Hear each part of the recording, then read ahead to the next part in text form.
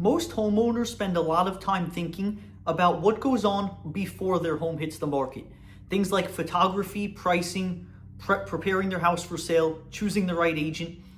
And all of those things are extremely important. And in fact, I talk about them heavily in most of my videos.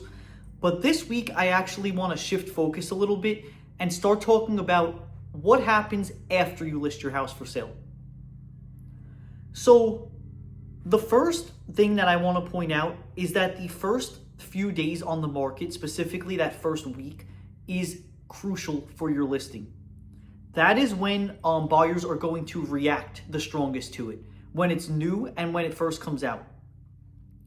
So what happens is a lot of times on systems like, we'll use the MLS as our first talking point.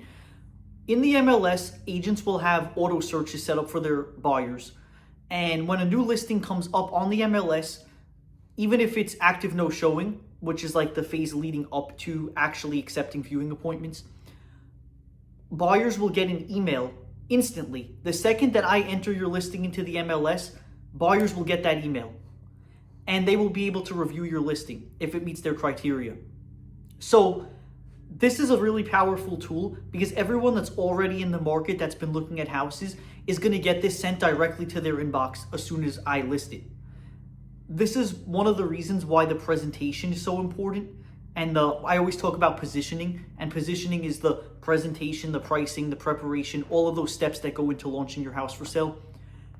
This is why the positioning is so important, because when they get that email on their phone or on their computer and they pull up your listing, you want them to have a really positive reaction. You want them to feel excited. You want them to feel like this is what I've been looking for, and schedule a viewing appointment to see your house as soon as we start accepting viewings. So those first few days are really, really important. Now, besides MLS exposure, this is where the digital marketing comes into play. So when I discuss my marketing plan with you, it's going to be specific to your house. The marketing plan for every house should not look the same. If your realtor just has a generic marketing plan where they say, well, this is what I do with my listings, it's not customized or tailored enough for your specific house, in my opinion. And in my opinion, when you customize the marketing plan, that's how you actually get the best results. So I'm going to sit down with you and go over my marketing plan for your specific house. And we're going to identify who is the buyer for this house. And there's going to be several different potential types of buyers. And then how do we reach those people? And this is where digital marketing comes into play. And advanced digital marketing, which is very, very important. So keep that in mind. Make sure your agent has a marketing plan that's specific for your house, because I'm going to be running these targeted types of ads before your house goes live on the market. And then we're going to have different variations of them once the house does go live. So this plays back into that 7 days. The digital advertising that we're going to create during that first week on the market is going to be crucial and is going to be extremely important. And this is going to compound on top of the MLS exposure, networking, traditional methods. So all of the modern digital methods, which I'll explain with you in more detail at your listing appointment, is going to compound with the traditional methods all within this first week. And this is why it's so important. This is how you get the best possible outcomes. Homeowners always ask me, they want to know, how did my neighbor's house get multiple offers? How did they get so much money for it? This is how you do it. It's all about marketing, and it's about positioning, and it's about all of these concepts that I talk about all the time. And that's why I create resources for Upper Saucon homeowners. Go on my website, watch my videos, read my articles. You're going to learn a lot, and it's going to reframe your view. You're going to start thinking about things differently than you normally do, because agents usually give very generic advice and traditional advice, and that's fine, but they're not getting into the nitty-gritty of the details that you need to know as a homeowner. And I talk heavily about all different topics that are really important for homeowners to know, even if they're not planning on selling their house right now. So that first 7 days, crucial. Now, the next topic I want to talk to you about is showings. Showings begin to give us information. This is really, really important. A lot of times if, let's say if a listing has some showings, but they don't get any offers, sellers or homeowners view that as a failure, but it's not. Those viewings are extremely valuable to us. As long as they're qualified buyers that are coming through the door, we want to know what they have to say. We want to know what their feedback is, what their reaction is, what they like and what they don't like. And another thing that I want to just briefly mention is that if a buyer doesn't like something about your house, do not take it personally, because it doesn't mean that that's actually a negative for the house. It just means that it might not be a fit for them and for what they're looking for. But what they're looking for might not be what everyone else is looking for. So don't take that to heart.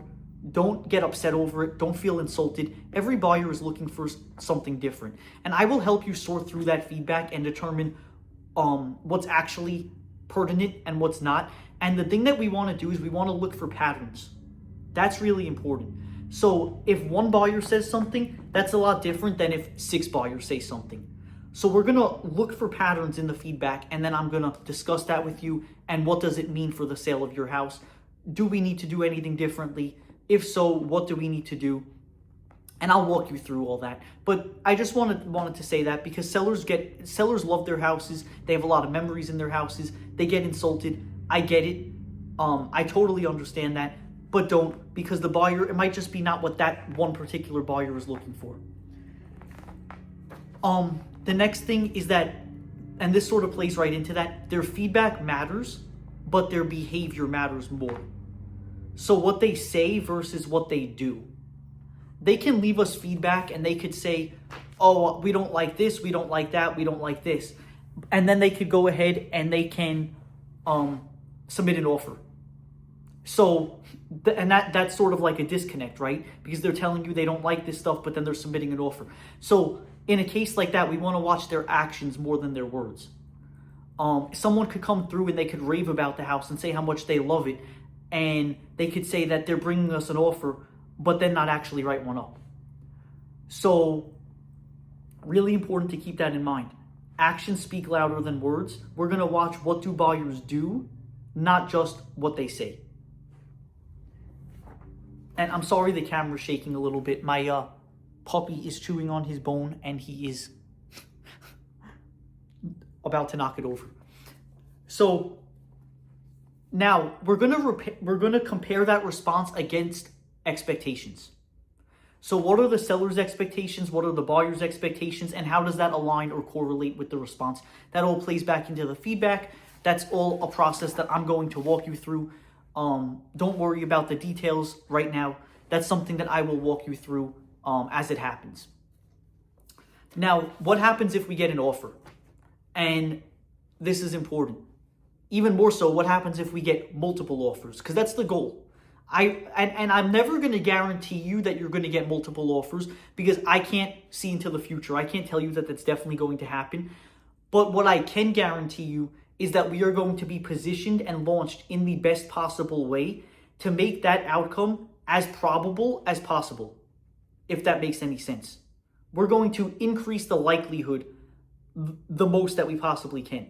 So I can't guarantee it's going to happen, but we're gonna make it that it's a high likelihood or a high probability if you're in Upper Saucon Township, because that's where we're at as a market right now. That's and if the market changes, then we'll have to make adjustments to our strategy. But right now the market is really good for sellers. So it's all about increasing the likelihood or the probability. And and my marketing plan will sort of show you how I do that, because I do it in a way that a lot of other agents do not. I do things differently. So if you get an offer or you get multiple offers, I am going to write up a net sheet for you, which all agents are going to do, because a lot of sellers get hung up on price, which is obviously very important. But a lot of the other terms of the offer affect your bottom line. So sometimes the highest offer does not always leave you with the most money at the end of the day, because we're talking things about like commissions, transfer taxes, inspections, appraisals. Is it a cash offer? Is it a mortgaged offer? There's so many terms that I'm going to walk you through when I receive the offer. And the net sheet is going to lay all of that out clearly and say, well, this is estimated how much you're going to walk away with once the offer is accepted. And we're going to compare those offers to each other. And when we compare those offers, we're going to determine which one is, and not necessarily which is the best offer, but which is the best offer for you.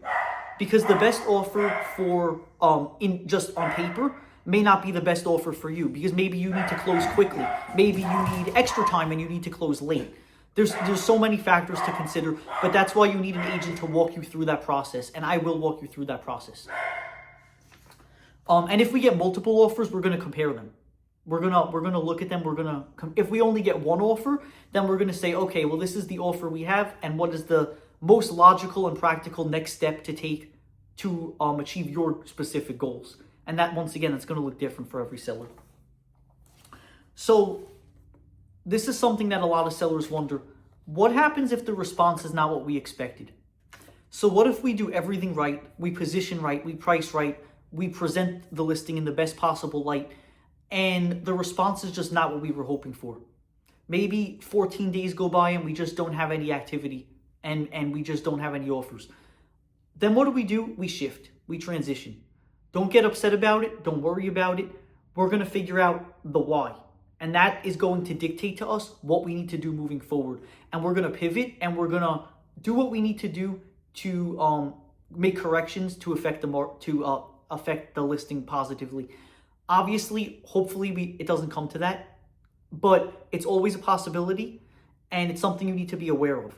So if some time goes by and we're not getting the results that we're looking for, we're going to figure out why, and we're going to figure out what we need to do to correct it, and we're going to make those corrections together. It's not anything to worry about. So, what I want to end with is that selling does not become passive once the listing goes live. And I sort of talk about this a lot also. We're not just putting a sign out front, listing it on the MLS, and sitting back and waiting for a good offer to come in.